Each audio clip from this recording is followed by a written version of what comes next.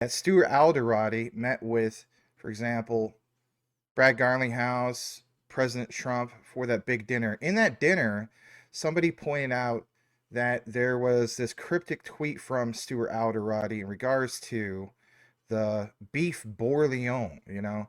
Where's the beef? Where's the beef?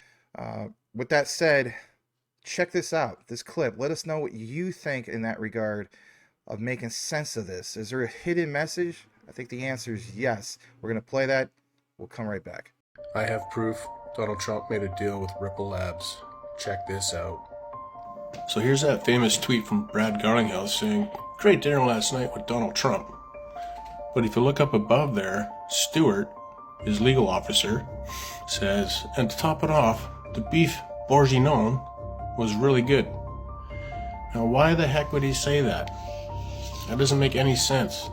That's like somebody saying, "Oh hey Frankie, I heard you met with Tiger Woods last night about that golf course you guys are going to design. How was that?" "Yeah, it was good. The macaroni and cheese and Brussels sprouts were quite nice." Or witnessing this conversation. "Hey Frederick, I heard you went out with Jimmy Patterson last night for dinner to discuss that $2 billion project you wanted to build with him. It was good. Tried out the bathrooms, took a nice fat dump. It was good." Yeah, I wouldn't know how to respond to that either. Now, something in my gut was telling me Stewart the lawyer's comment was so left field too. Very strange. And then somebody found this. So if you research the symbolism of this dish, this is what you get basically. In the late 19th century, it was a well-known custom among businessmen that a dinner featuring beef bourguignon signified the successful closure of a deal. Businessmen would often finalize a deal over a bottle of red wine, and once terms were agreed upon, then they would order beef bourguignon, a meal that required time and care to prepare, mirroring the patience and effort put into their negotiations. This tradition was so ingrained in the business culture back then that seeing beef bourguignon on the table was as good as seeing a signed contract. Well, I don't know about you guys, but I feel like that comment made by the lawyer was their secret way of saying they signed a deal with the United States of America and Donald Trump. I don't think the proof is in the pudding. I think it's in the beef. All right, welcome back. With that said, before we continue, this helps both our channels. The Decent Wallet, you can get a discount. Check it out real quick. If managing your crypto feels like solving a puzzle, it's time to switch to Decent Wallet. So just a few taps, you can manage, track, and secure your crypto with unmatched ease. And here's the best part. Grab your Decent Wallet at a discounted price by using the referral link below. Don't miss out on making your crypto experience smoother and more secure. Welcome back once again. All right, let's get right into the material. Shout out to Smoke in that regard. XRP being a world bridge currency. Well, Will, what do you think about XRP being a corporate reserve asset, sir? Shout out to Smoke. And both Will and I review this real quick, but a corporate reserve asset? Will, let's check out the highlights about this. Yeah. So NASDAQ companies are now buying XRP as a corporate reserve asset. The institutional race to accumulate XRP on corporate balance sheets has officially begun. Again, shout out to Smoke with the great alpha.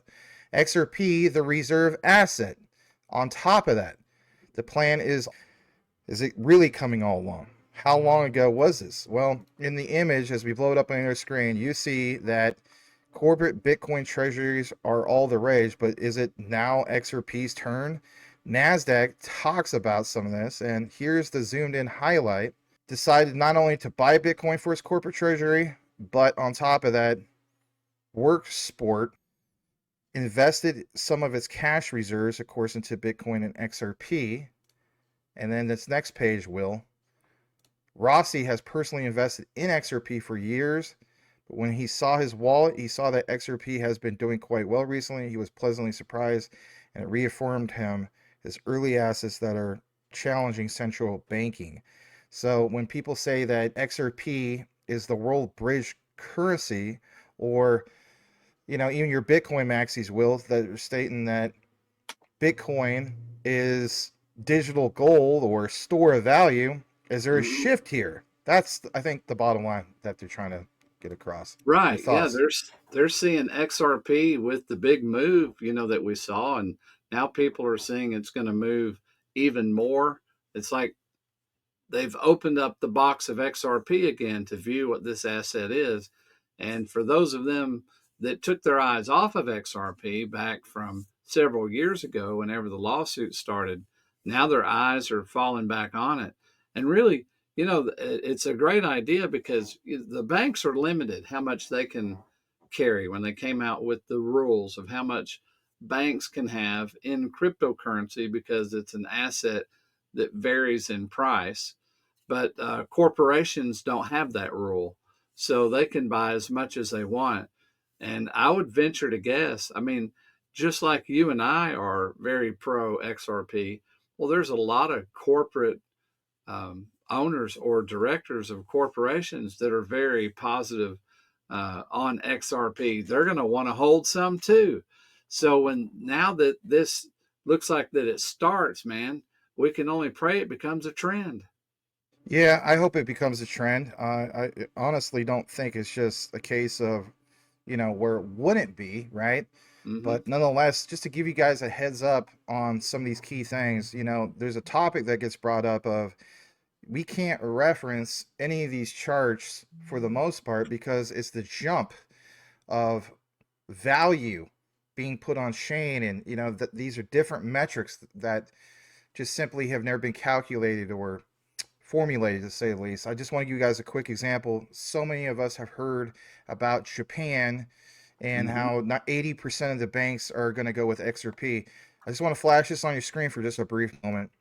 And I want you guys to understand there's a difference between what's just contained in Japan, but what about like what they have even overseas? So there's this, comes from Reuters. It says, for example, as of December 31st, exchange rates and marks, basically from that 3.36 trillion, an increase of 51.3 trillion yen or 365 billion American dollars. In Japan, a record, listen to this, 84.3% of GDP, gross domestic product, went up sharply from 76.6% a year earlier and reminded Japan's muscle on the global financial stage. Well, my thing is this, Will. It's like, when we talk about the explosion of Ripple and whatnot, it's understanding that yeah, you're getting more and more gains, compounded interest and you name it. And not everything that is in Japan is just represented in Japan. They have a lot of overseas wealth creation, if you want to call it that. So I think there's a lot of things that are not necessarily represented. And of course, that brings us to this last and final part. This is just a quick video for guys. Yeah, the correlation here is awesome. Japan didn't have inflation for many, many years because the Japanese people are really big on saving money and they couldn't get them to spend money. They actually wanted inflation, they and but the Japanese people saved a lot of their money. So that bleeds over into their corporate world, which means the Japanese, which are, I think, an 80% of the banks by the end of last year were supposedly using XRP, which means all of the corporate guys that are running their corporations are probably also going to use XRP as a corporate reserve in Japan. So this is going to be a thing, isn't it? There's even things like this just to wrap things up, right? People ask, where would the clearance and settlement, like how does that take place and so on? And we'll make this just real quick. This is cited from this visual about cross-border payments over a payment network using this thing called ESDR.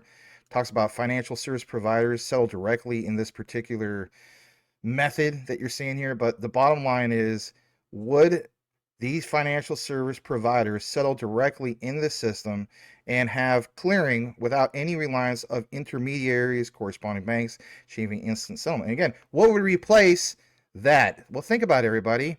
it would be Ripple XRP. Just as Smoke is pointing out on the right side, we'll get to the highlight real quick. Just like XRP, this thing called ESDR would combine messaging, clearing, settlement of a transaction without the reliance of an intermediary, which will achieve instant settlement. XRP solves it with its particular coin, right? XRP. So ESDR is equal digital token, digital instrument holding monetary value. And like you see on the screen real quick, Ripple's move to ISO 222 not just, creates a sales pitch. It is basically an effort to thrust the token at the forefront of international finance. It don't matter if it's Japan, it doesn't matter if it's Australia, you name it. But one of the key points is Ripple's blockchain, and I always mention this, Will, ODL, instant settlements by using the XRP, token. Ripple is out to watch this be a new global system as it rolls out. It's already rolling out. Japan is already 80% on board. And what happens when all the other countries in the world, for the most part, get on board as well? We saw the growth in this quick example that we had of what is going on with Japan, even internally, their overseas investments. For me, it's just seeing a lot of growth that nobody can simply look at based off a chart and so on, because it hasn't been represented yet, because it hasn't been taken into account yet. Your thoughts, sir? Man, that if corporations are going to be holding XRP for their own strategic reasons, that's XRP again. Everything that removes XRP from the pool that's accessible for cross-border transactions is driving the price of XRP up. There will not be another coin with the liquidity of XRP. Think of it. Thousands of banks, Bank of International Settlements, the International Monetary Fund, all of the countries of the world that will be using XRP will be transacting whale amounts of transactions daily, selling and buying and selling and buying. So the liquidity, the ODL of XRP is never going to be seen before. It's like the liquidity of the dollar, except that even more intensified by the fact that it's XRP, and it's the liquidity that it's adding is actually the liquidity of all of the currencies. So all currencies will become liquid with XRP. So you move that to the corporate understanding of we need to be able to liquefy this money right away. If they're going to hold money and they're going to have it for some form of a strategic reserve, they're going to need to be able to have it go liquid right away. So it's not tied up in a bond. A bond, you have tied up for a year or 2 years or 5 years, not tied up in corporate bonds, which is the same thing. You can't just remove that money. And it's not just pulling an interest rate of just money in the bank. This would be the probably stored in the AMM by the banks, where they'll be earning a great return on it. So this is a huge solution for corporations to be able to make giant profits in their reserve currency holdings. Any Japanese investor, like it says, right? So Okay. instead of AI fueled boom on Wall Street, the whole thing of having a boom with, some people call it the flip of the switch in regards to Yeah. Ripple XRP. That's a ton of new liquidity coming in. And of course, them with RLUSD. Again, we're talking about pairings. We're talking about, the enablers of liquidity. This simply all makes sense about this new shift. And just to show you how this has jumped, I mean, it's jumped tremendously. So what about when we get valuations represented literally on chain on a public immutable ledger, the XRPL? I think it's absolute game changer. And guys, we'll wrap it up with that. I know it's just a quick video, but we wanted to give it to you guys and give you our perspectives that there is a lot of people reporting on 80% of XRP for Japanese banks, but then there's also the whole thing about the valuations of, hey, look at this. Japan also has overseas markets, and a lot of the wealth from those investments are coming into this. I think XRP, as that bridge, think about it, will bridge more wealth, not just to Japan, obviously, but so many other countries that have gotten on the gravy train. So, on behalf of myself and Will, thanks for tuning in. Simply Let us know if you listen to the entire outline, and type in gravy train into the comments, and we'll know that you listened to the entire outline. Thanks for tuning in, everybody. We'll see you on the next one. Hey guys, I just want to point out something real quick in regards to Uphold with you guys. A lot of you guys are familiar with Uphold or heard about it, but if you're brand new to all this and don't have an account, basically there's some benefits. It benefits me, it benefits you. This is a win-win. But one thing I want to point out to really pound it home with Uphold is, for example, XDC. As we know, with XDC, a lot of us have to jump through the hoops of like KuCoin, use a VPN to kind of get around things. This is American Basic Exchange with Uphold. You don't have to do that. You can get your XDC here, and yeah, not having to deal with that is a great thing. You could also get XRP here. Again, American Basic Exchange. There's a refer and earn. Bottom line is, if you deposit $100, I get 20, you get 20. It's a win-win for both of us. And of course, that's in BTC, but again, you can swap that to any of these particular altcoins. So check it out. Links are in the description if you would like to take advantage of the 20. And yeah, a win for both of us. How cool is that? Links in the description, both on the live and on the recorded. Thanks, guys. Over and out.